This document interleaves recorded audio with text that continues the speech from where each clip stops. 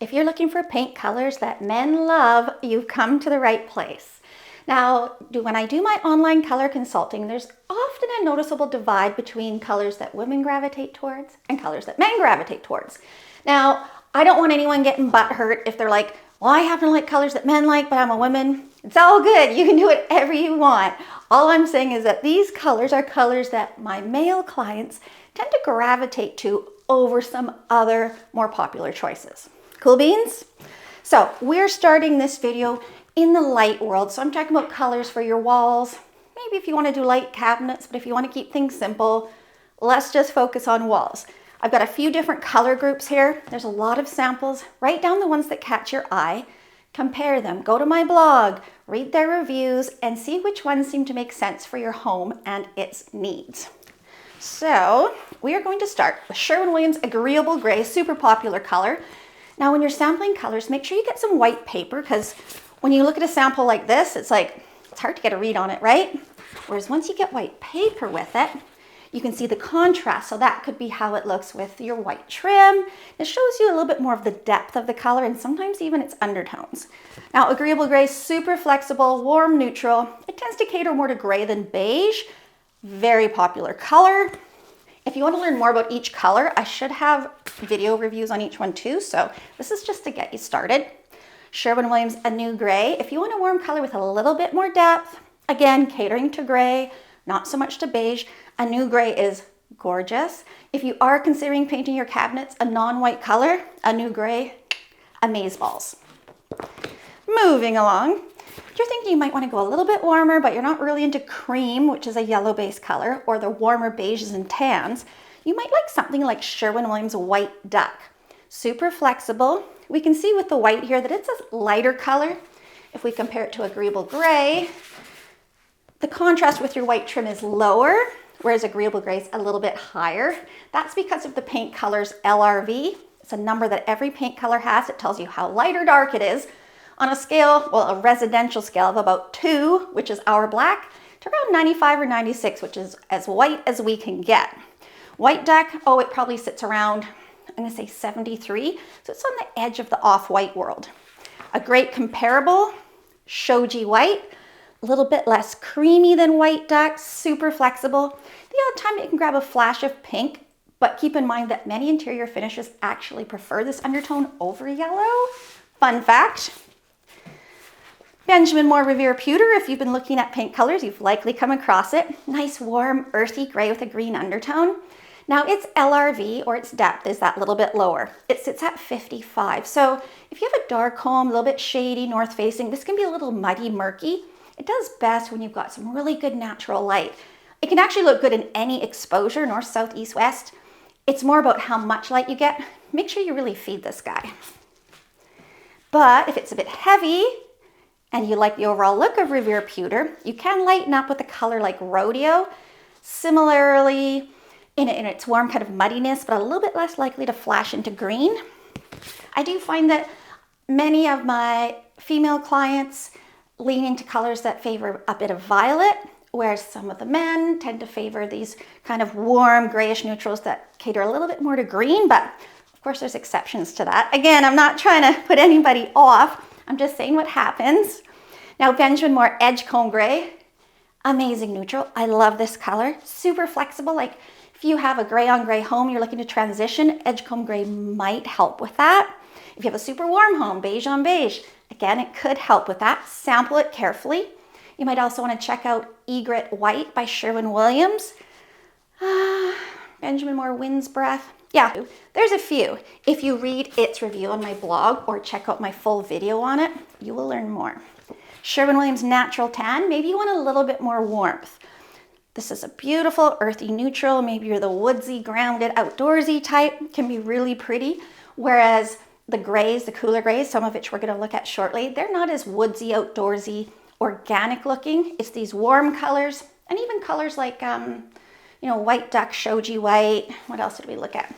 Revere Pewter to a degree, depending on your home. The cooler grays, not so woodsy. Sherwin-Williams Modern Gray. Hey, where's my white?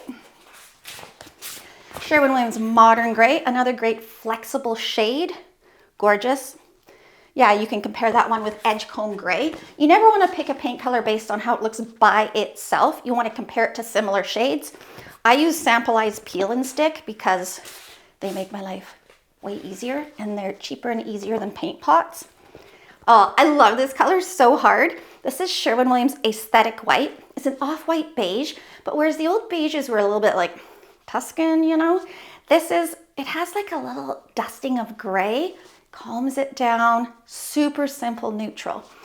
And you might be wondering which white trim and cabinets to go with these. I'm gonna do a separate quick video on the whites that you could focus on to make your life more simple. If you like a color with a little bit more meat on its bones, you might like Sherwin-Williams Shiitake, a little bit more depth.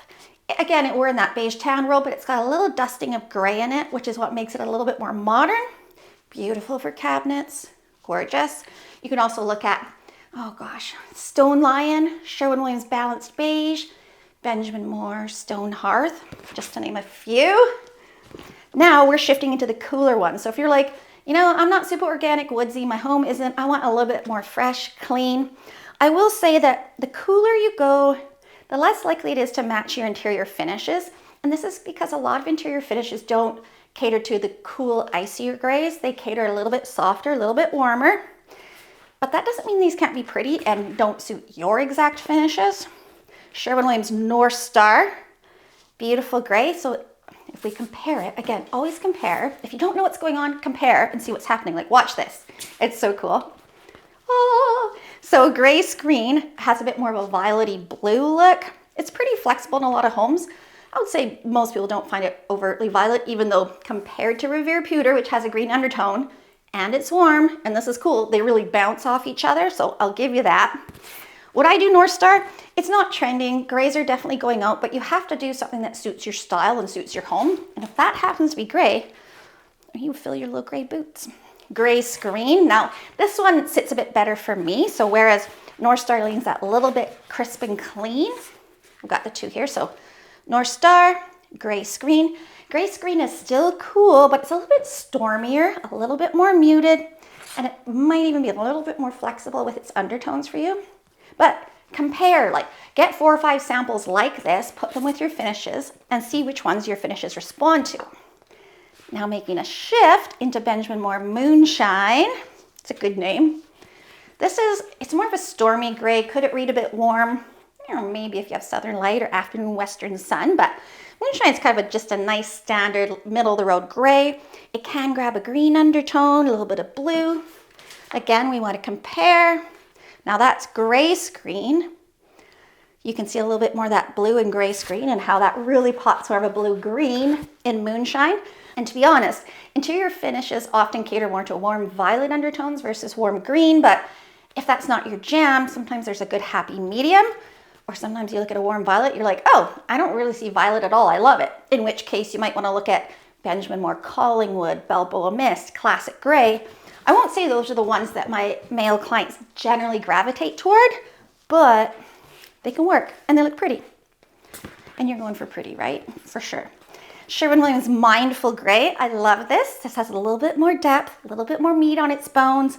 It can grab a really subtle green undertone. So now if we compare that, let's compare to, I don't know if I have a great comparable for that depth, but we can at least see some warm, cool play there.